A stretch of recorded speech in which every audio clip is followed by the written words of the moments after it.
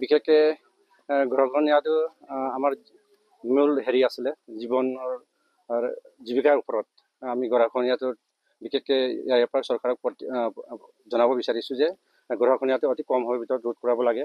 এনেকৈ এঘৰ দুঘৰকৈ আমাৰ গড়বোৰ উঠাই লৈ গৈছে গৰাখহনীয়া। গতিকে স্থায়ী সমাধানৰ কাৰণে অসম চৰকাৰ তথা বিভাগীয় মন্ত্ৰী লগতে জোনাই সমষ্টিৰ বিধায়ক ভুৱন পেগু লগতে আমাৰ মিচিং অট'নমাছ কাউন্সিলৰ GM মহোদয়ে সেইখিনি চৰকাৰক অৱগত কৰি কম দিনৰ ভিতৰত গৰাখহনীয়াৰ নিয়ন্ত্ৰণৰ দায়িত্ব ল'ব লাগে বুলি ইয়াৰ ওপৰত দাবী জনাইছোঁ। তাৰপিছত গৰাখহনীয়া হোৱাৰ পিছত আমাৰ সেই অঞ্চলতে এতিয়া বনৰীয়া হাতীৰ 5টা এটা পোৱালি হৈ একেলগে 5জনী পোৱালি হাতী এতিয়া আছে।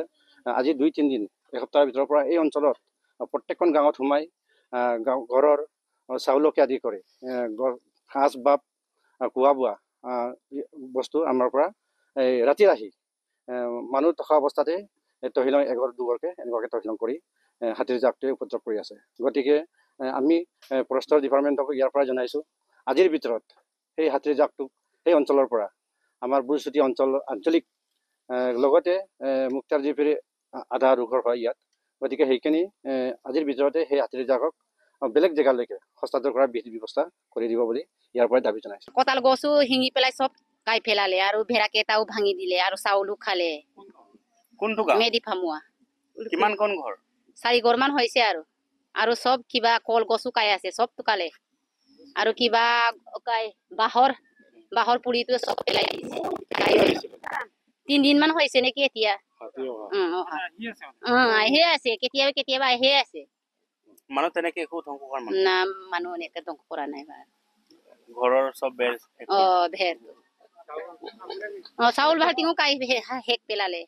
কিবা আমাৰো মিচিং কিবা মচত বনাই আছিলে বগা মদ এইটো চব পেলাই দিলে ভাঙি দিলে। ভাটিং চালটিং চব ভাঙি দিলে। ৰাতিত আহে নে দিনত? ৰাতিত 11 বজামান আহে।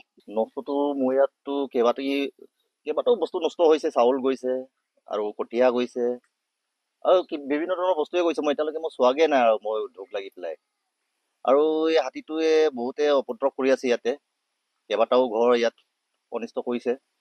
এই প্ৰথম দিনাৰ পৰাতো এইফালে পামুৱাটো জিমে ৰাজাৰটো প্ৰথম গ'ল, তাতো হ'ল আৰু এইফালে আৰু কেইবাটাও আছে। আৰু কালি ৰাতি কিন্তু মোৰ ইয়াত এইটো হৈছেগে আৰু একদম অৱস্থাটো এইটো চাইছে আৰু আপোনালোকে কি কি হৈছে কি হোৱা নাই চাই লওক আৰু মই আৰু তাকে আৰু কিনো ক'ম আৰু আপোনালোকে এই ফৰেষ্টৰ ডিপাৰ্টমেণ্টক অকণমান ক'বগে আৰু আপোনালোকে জনাবগে এইটো হাতীটোৱে কি কৰিছে কি কৰা নাই আপোনালোকে জনাই দিব। এইটোকো অকণমান চাবলৈ ক'ব ফৰেষ্টৰ খিনিকো। যোৱা নিশাৰ ঘটনা মোৰটো। কিমান বজাত হৈছিলে? কৰিব 8:30-9টামান বজাৰ পৰা চুৰু হৈছেগে আৰু 9টামান বজাৰ পৰা বুলি কৈছে আৰু। ঘৰত মানুহ আছিলে? মোৰ মাইকীজনী আছিলে, মই নাছিলো।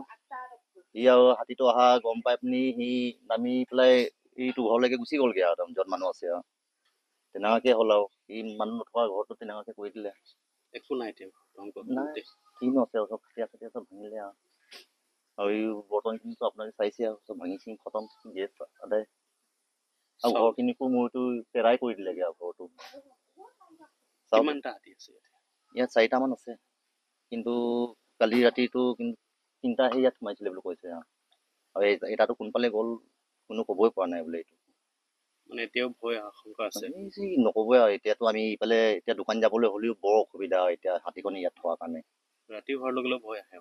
ৰাতি কিনো আৰু গধূলি নোহোৱা আগৰ পৰা আমি ভয় আৰু এতিয়াওতো আপোনালোকে চাবই গম পাবই বোলে আপোনালোকে ৰাস্তাত গৈ থাকোঁতে ৰাস্তা কিনাৰতে থাকিব। ফৰেষ্ট ডিপাৰ্টমেণ্টে কোনো নাই খবৰ দিছে নাই? খবৰ দিছোঁ, গামবুঢ়াকো খবৰ দিছোঁ। গামবুঢ়াই ফৰেষ্টক জনাইছে বুলি কৈছে, কিন্তু সিহঁতে নাই অহা এতিয়ালৈকে একো খা খবৰো নাই। নদীৰ গৰাখহনীয়া কেনেকুৱা চলিছে? এইটোতো আৰু নদীৰ গৰাখহনীয়াটোতো ওচৰত পালেগে আৰু একদম পুৰা অৱস্থাই বেয়া। এইটো এতিয়া দুঘৰটোতো কালি লৈয়ে গ'ল। এফালে ব্ৰহ্মপুত্ৰ এফালে হাতী। এইফালে হাতী উপায় নাইকিয়া হৈছে আমাৰ এই বাসিন্দাখিনি আৰু কি কৰোঁ আৰু চৰকাৰে যদি মৰম দয়া কৰে আৰু